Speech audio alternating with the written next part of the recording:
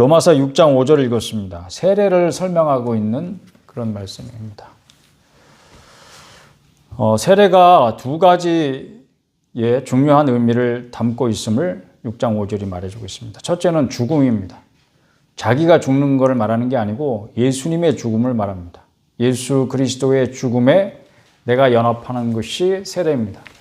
두 번째는 죽음으로 그러면 끝이냐, 죽음이 완성이냐, 이것이 아닙니다. 두 번째는 부활을 말해야 됩니다. 나의 부활을 이야기하는 것이냐? 아닙니다. 예수님의 부활을 말하는 것입니다. 그 예수님의 부활에 내가 연합하는 것입니다. 그러니까 예수님의 죽음을 나의 죽음으로 여기고 사는 것이에요. 그리고 또 하나는 예수님의 부활을 나의 부활로 여기고 사는 것입니다. 이것이 세례가 갖는 의미예요. 그렇게 생각해 보면 세례가 기독교의 핵심을 담고 있죠. 예수님의 죽음과 부활, 이것을 담고 있습니다. 그래서 세례 받는다고 하는 것은 예수님을 믿는다는 뜻이죠. 예수 안 믿으면, 세례 받으면 안 됩니다. 세례를 받을 수가 없죠. 세례 받는 의미가 없어요. 그래서 예수 안 믿어도 세례 받을 수 있을까? 나는 세례 받고 싶어서 교회 다니는 사람은 아직까지 못 본 것 같은데, 남들도 다 받으니까 자기도 때 되면 받겠거니 하고 받을 수도 있겠죠. 그런 게 형식이고 의식이라는 거예요. 그래서 의식 종교는 껍데기뿐인 거예요. 그러나 오늘 기독교가 껍데기뿐인 사람들이 아무리 100만 명, 1000만 명 모이셔서 뭐합니까? 예수를 안 믿으면 기독교가 아닌 것을. 그렇죠. 그래서 우리 종교는 의식 종교가 아니에요. 그러니까 의식을 중요하게 생각하지는 않습니다. 예수 그리스도의 죽으심과 부활에 참여하는 것입니다. 예수 그리스도와 함께 죽고 함께 산다. 이게 세례가 가지고 있는 영적인 의미고 실질적인 의미고, 그런데 실천적인 의미, 그러니까 내가 세례받고 예수 믿는 사람이 되었다. 그게 이제 실천적인 의미가 무엇인가는 이제 우리가 좀 더 오늘 설교가 그걸 좀 살펴보려고 하는 거예요. 부활이 오늘 사는 한국인들에게 실천적인 의미가 있으려면 어찌해야 될까? 특별히 이제 한국인이면서 그리스도인. 왜 이제 제가 한국인이라는 걸 강조하는지 이제 말씀을 들어보면 여러분들이 공감하실 것 같아요. 부활이라는 게 예수 부활이 몇 년 전에 일어난 사건이에요. 2000년 전에. 그러나 그 2000년 전에 사람들한테, 그때 살고 있던 사람들한테 이게 기쁜 소식이었던 거예요. 그런데 그때와 같이 우리에게도 여전히 기쁜 소식이어야 된다는 거죠. 그래야 우리한테 의미가 있는 거 아니겠어요? 어떤 연예인이 방송에서 예수가 실존 인물인가 이렇게 묻는 거를 봤어요. 그러니까 모르니까 물었겠죠. 예수가 실제 있었던 인물인가? 그런 의문이 왜 들었을까 이제 저는 생각해 봐요. 예를 들어 봅시다. 여러분에게 저는 실존 인물인가요? 왜? 여러분 눈앞에서 보고 있으니까. 그렇죠. 근데 100년 뒤에는 어떨 것 같아요? 제가 실존 인물일까요? 그때쯤이면 제 손주들이 살고 있겠죠. 할아버지를 본 적 있으면 우리 할아버지는 100년 전에 계셨어. 실존 인물이야. 이럴 수 있겠죠. 자, 그러면 한 1000년쯤 뒤에 가봅시다. 1000년 뒤에 제가 실존 인물일까요? 제가 실존했던 인물로 기억될까요? 1000년 뒤에도? 모르겠어요. 제가 인류를 구할 어떤 큰 업적을 남기지 않는다면은 기억조차 하지 못하겠죠. 그러니까 1000년쯤 지나면 제가 이 세상에 실제로 존재했던 인물인지 아무도 기억 못할 것 같아요. 잘 모르겠어요. 예수님이 지상에서 활동하던 시대로부터 2000년 지났습니다. 그러니까 예수님 관심 없던 사람들은 그가 실제 했었는지 어쨌는지 잘 모르겠다 이렇게 말할 수도 있겠지만, 우리는 그에 관한 역사의 기록을 보게 되고 또 증인들의 증언을 토대로 실제로 존재했던 분임을 믿어야 합니다. 예수님과 관련해가지고 저는 실제 했느냐 어쨌느냐 그거보다 더 논란이 있는 주제가 부활이 아닐까 하는 생각을 하는데, 오늘 부활절이니까 부활 얘기를 해보면 핵심은 예수님 자신이 나 부활할 거야 미리 얘기하셨다는 거예요. 그리고 두 번째는 그가 말씀하신 대로 실제 부활하신 것을 본 사람들이 있다는 거예요. 증인이. 그래서 그 증인들이 예수님이 부활하셨다 이걸 전하고 다닌 게 기독교예요. 기독교의 시작이 그렇게 시작된 것입니다. 그리고 지금까지 2000년을 예수님이 부활하셨다는 소식을 전 세계에 전하고 다닌 거예요. 그래서 기독교는 예수님 믿는 종교고 부활의 종교인 거예요. 부활을 믿는 종교예요. 예수님이 부활하신 것을 믿는 종교고 예수님이 부활하신 것처럼 우리도 부활할 것을 믿는 종교고. 근데 만약 부활이 사실이 아니라면 어떻게 되죠? 예수님이 거짓말쟁이죠. 나 부활할 거야 이러고 떠들고 다니셨으니까. 그런데 사실은 부활한 게 아니었어. 그러면 예수님 거짓말쟁이죠. 그러면 그가 가르친 모든 가르침, 그가 한 모든 말은 다 헛것이고 거짓말이죠. 그러면 예수님 믿는 우리는 어떻게 되는 거예요? 세상에서 가장 멍청한 인간들 되는 거죠. 그 거짓말에 속아서 본 적도 없는 사람이 부활했다는 그런 이야기를 믿고 다니는 세상에 다시 없는 멍청이들이죠. 그러나 만일 반대로 생각해 봐요. 여러분 부활이 사실이라면 우리는 어떻게 해야 돼요? 그러면 예수님이 부활하셨다고 하는 이 사실이 가지고 있는 의미는 무언가? 예수님이 가르치신 모든 가르침과 그분이 하신 모든 말씀은 사실이라는 거예요. 진리라는 거예요. 그럼 부활은 인류 최대의 기쁜 소식이죠. 반드시 믿어야 할 사실이라는 뜻이에요. 그럼 왜 안 믿어? 믿어야지. 그럼 안 믿는 게 멍청한 거지. 다시 세례 얘기를 하자면 로마서 6장 읽었잖아요. 우리가 사도 바울이 로마서 6장에서 세례를 예수님의 죽으심과 부활을 적용하는 것으로 설명해요. 내 개인이 세례를 받는다는 것은 예수님의 죽으심과 부활은 나와 상관없이 일어나는 어떤 사건인데 그 사건이 나의 사건이 되는 거야. 내게 적용하는 거야, 내가. 그걸 나의 것으로 받아들이는 거야. 엄청난 사건인 거죠. 그래서 예수 믿는 사람이 세례를 받는 거예요. 그러니까 더 구체적으로는 세례받는 사람은 두 가지 사실을 믿는 거죠. 이 사실을 믿기 때문에 세례가 의미가 있는 거예요. 첫째는 내가 죄에 대하여 죽은 자라고 하는 사실을 믿는 거예요. 그러니까 죽음은 예수님 죽음이라고 그랬잖아요. 예수님이 왜 죽어요? 뭐 때문에 죽었어요? 죄 때문에 죽었어요. 그러니까 예수님의 죽으심에 내가 연합한다는 것은 내가 죄에 대하여 죽은 자라고 하는 사실을 받아들이는 거예요. 그걸 믿는 거예요. 그렇게 여기고 사는 거예요. 앞으로 나는 죄에 대하여 죽은 자다 이렇게 여기고 사는 거예요. 두 번째는 부활을 믿는 것이라 그랬습니다. 이것은 하나님께 대하여 살아있는 자임을 내가 믿고 살아가는 거예요. 나는 죄에 대하여는 죽었지만 하나님께 대하여는 이제는 산 자로 나를 여기고 하나님이 나에게 새 생명을 주셨으니까 하나님께 대하여 산 자로 여기고 살아야죠. 살아있으면 어떻게 해야 돼? 그걸 고민하면서 앞으로 내가 살아가겠습니다. 이런 거예요. 그러니까 두 가지. 왜 이게 이제 엄청나게 기쁜 소식이 되냐. 죄라고 하는 게 무엇인가를 여러분이 분명히 알아야 돼요. 죄는 실체입니다. 실체. 지배 세력이에요. 그것도 그냥 실체가 아니고 세력, 파워가 있는 실체예요. 근데 이게 나를 그동안 지배해 왔어요. 죄의 종로를 타면서 내가 살아왔단 말이지. 그런데 이제 내가 죄에서 벗어났어요. 왜? 죽음으로써 벗어났어요. 그러니까 죄가 아무리 나를 찔러대도 내가 반응을 안 보이는 거야. 왜? 죄에 대해서 나는 죽은 자니까.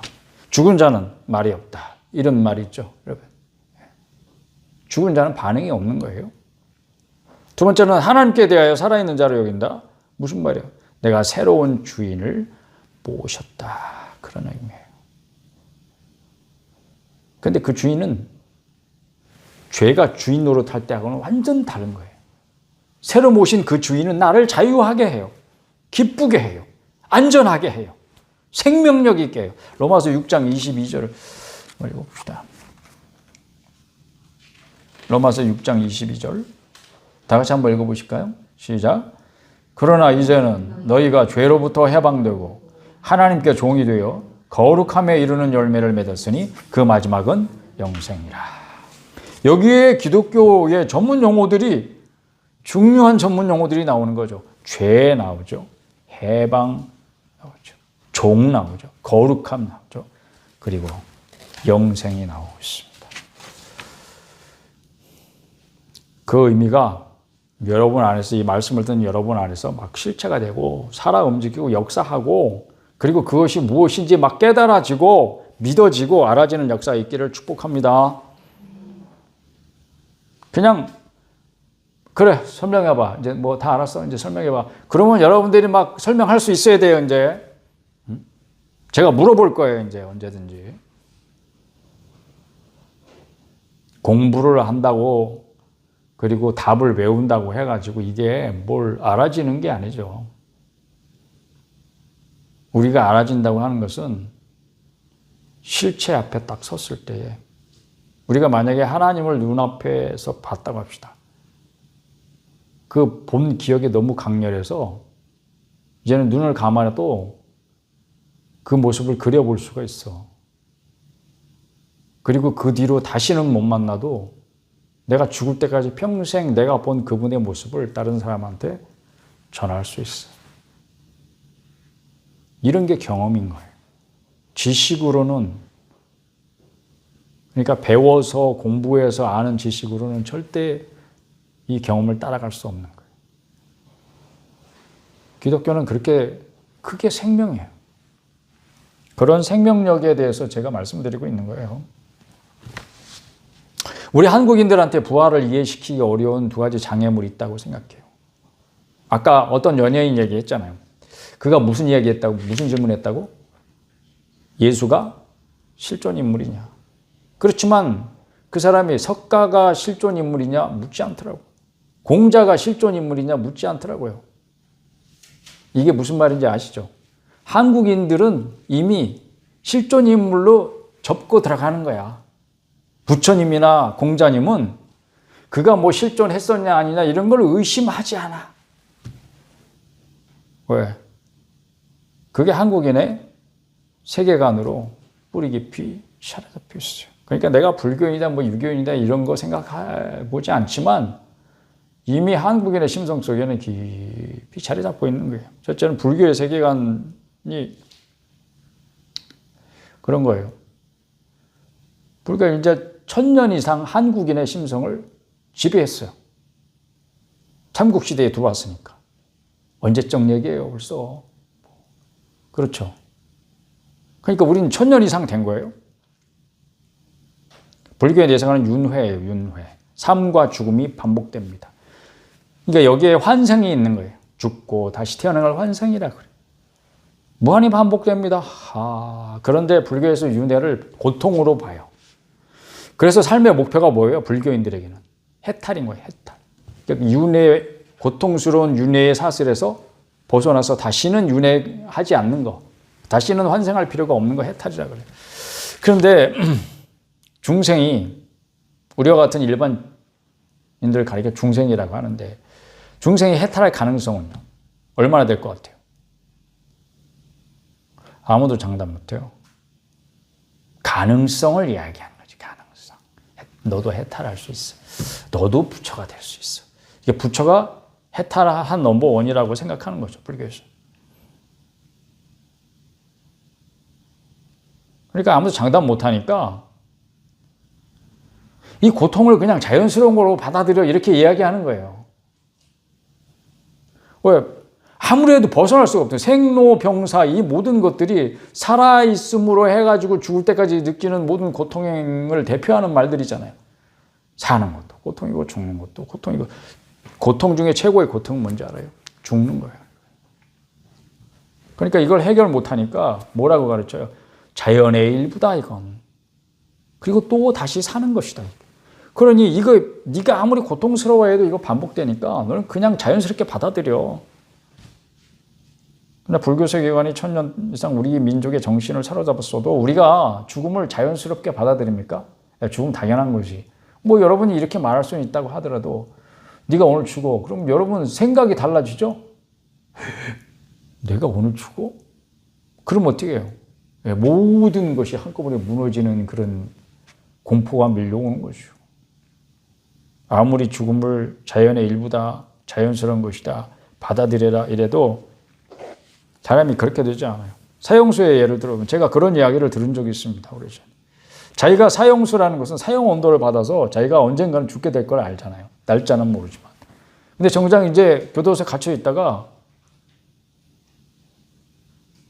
교도관이 데리고 나가는 거예요.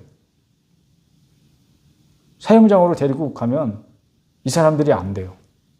그래가지고 아이고 내가 죽을 때가 됐구나.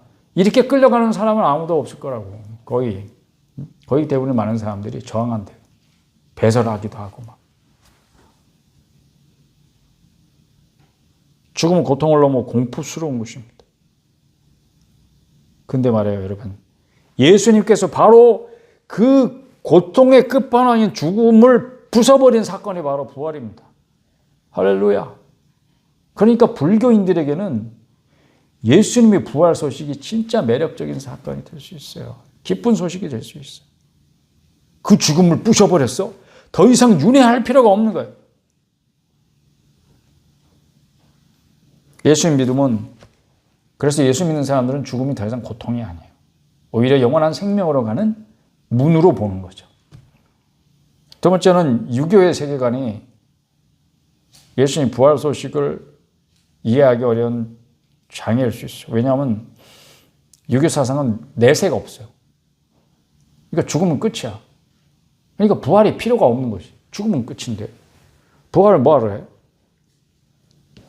그래서 이 유교 세계관 속에는 현세의 삶이 너무 중요해. 왜냐하면 이게 전부니까. 그래서 어떻게 해? 입신양명. 유교적인 사상 속에는 입신양명이 다죠. 입신양명이 뭐예요? 내가 출세해서 이름을 떨치는 거야. 근데 내가 죽고 나면 어떻게 돼? 이 이름이 애써서 출세하려고 가진 고생 끝에 내가 출세해서 이름을 날렸어. 근데 죽으면 끝이네? 얼마나 아쉬워. 그래서 난 죽은 이후에도 내 후손들이 내 이름을 기억해 줬으면 좋겠어. 그래서 조상의 명을 받도록 후손들이 제사를 지내는 거예요. 그분의 이름을 꺼내 들고.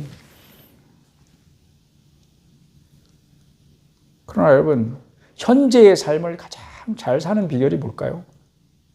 그것은 내가 죽음으로 끝이 아니고 죽음 이후에 세계가 있다고 하는 사실을 잘 알고 그리고 현재의 삶을 사는 것이 현재 삶을 무엇보다 잘 사는 비결입니다. 그럼 여러분 생각해 보십시오. 결론적으로 다시 정리해 보면 벌써 결론 나오니까 여러분 굉장히 짧죠? 오늘 설교가. 더 이상 얘기할 게 없어. 그리고 나는 부활을 생각할 때마다 나는 부활을 매주일 생각이 사실은. 왜냐하면 일요일이 우리에게 주일이 되고 주의 날이 되고 예배하는 날이 된 것은 바로 이 사건 때문이니까. 일요일에 주님이 부활하신 사건을 교회가 처음부터 기념하면서 그날 모여서 예배하고 그런 기록이 성경에 있고 그래서 예수님께서 너희들은 더 이상 언제 뭐 여기저기 절기를 기억할 것 없이 일요일에 벌써 예배드려 뭐 이렇게 명시적으로 말씀하신 적이 한 번도 없지만 교회는 너무나 자연스럽게 일요일을 예배하는 날로 모여서 그날 예배하기를 시작했다고요. 그것이 이제 사도행전의 기록으로 남아 있습니다. 그러니까 누구라고 할 것도 없이 자연스럽게 된 것을 야 그거 왜 바꿨어? 누가 바꿨어? 언제 바꿨어? 이렇게 물어보면 아무도 모르지. 그걸 어떻게 알겠어? 굳이 말한다면 사도들이 바꿨지. 그래서 매 주일 날 예배 드릴 때마다 예수님 부활을 너무 감사하죠. 그래서 예수를 믿거나 안 믿거나 상관없이 일요일 날 다 놀아. 원래 그날은 일 안 하고 교회에 모여서 예배 드리고 그리고 안식하면서 예수님 부활을 기념하고 축하하면서 가족끼리 모여서 맛있는 거 먹고 그렇게 푹 쉬고 월요일부터 또 토요일까지 열심히 일해라. 이게 주님의 가르침이니까 그게 사도들의 가르침이니까 그러니까 예수 안 믿는 사람들도 예수 부활의 덕을 보고 있는 거예요. 할렐루야. 근데 자기들이 예수 부활의 덕을 보고 있는지도 모르면서 덕 보는 거야. 그렇게 놀다 보니까 쉬다 보니까 너무 좋아. 그러면 토요일도 쉬자. 주 5일로 가네. 근데 뭐 게다가 여기서 또 뭐 주 4일도 얘기해. 주 4.5일도 얘기해. 이게 놀고 쉬고 하다 보니까 일하는 것보다는 그래도 노는 게 좋지. 그러니까 자꾸 놀고 싶고 뭐 그런 거야. 말 타면 뭐 경마 잡히고 싶다고. 그런 속담도 있는데. 근데 주님께서는 분명히 말씀하셨어요. 그리고 사도들의 가르침도 분명히 말씀하셨습니다. 6일 동안 열심히 일해라. 그러니까 놀 생각하지 말고. 그러니까 예수 믿는 사람들은 남들이 뭐라 그러든지 6일 동안은 열심히 자기한테 주어진 삶, 열심히 일하는 거예요. 여러분 놀 생각하지 말고. 노는 건 언제 논다? 천국 가서 논다. 이렇게 생각하면 돼. 그게 결론인가? 결론은 아닌데 부활 얘기하면 할 게 많아가지고.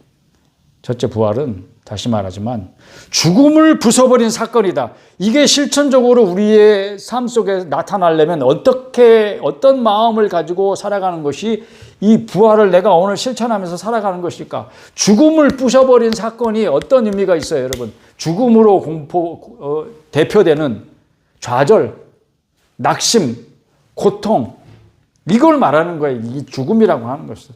죽고 싶어.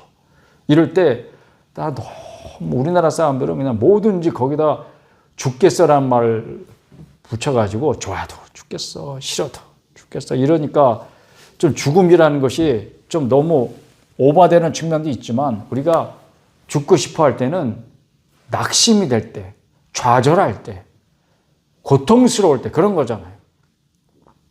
그러니 사랑하는 여러분이요. 고통이 여러분 삶을 아무리 힘겹게 해도 그 끝에서 다시 일어서는 것. 이게 부활입니다. 할렐루야. 그것이 부활을 믿는 그리스도인이 보여줘야 될 삶의 자세입니다.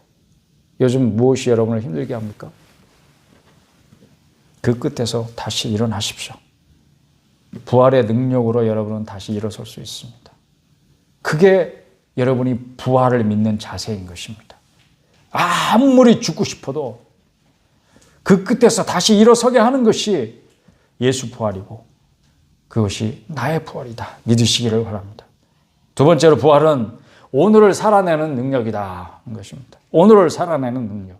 부활은 장례식장에서 소천하신 분 애도하고 유가족들 위로하느라고 살아서 나를 믿는 자는 영원히 죽지 않고 죽어도 다시 산다. 이 말 하려고 끄집어내는 그런 개념이 아니라 예수를 믿는다는 것은 우리 죄를 대신해서 죽으시고 다시 사신 부활하신 예수 그리스도의 부활 생명을 지금 내가 여기서부터 살아내는 것입니다. 개인적으로도 그렇고 지금 우리 한국 사회가 어때요? 찢어지고 갈라지고 시끄럽고 분노하고 비난하고 그런 한국 사회에 지금 용서와 화해, 회복과 희망을 말할 수 있는 것은 오직 부활의 종교 기독교뿐임을 저는 믿습니다. 여러분도 함께 이 믿음을 가지고 그렇게 찢어진 마음들 위로하시고 피스메이커, 평화를 전하는 그런 사람으로 이 땅에서 한 사람면서 우리가 살아가는 것. 이것이 부활을 믿는 우리의 삶의 자세입니다.